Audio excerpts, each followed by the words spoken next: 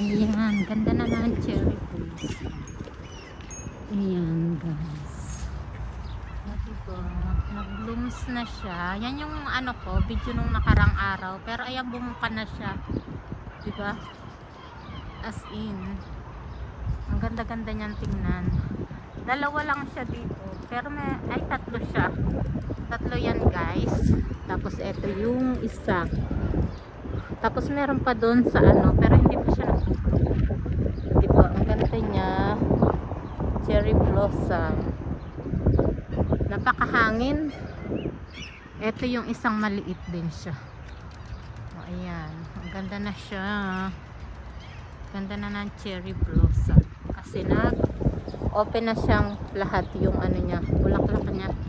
Meron pa rin siya dito sa tabi dito sa gilid. Pero hindi pa siya nag-open. So, ayan.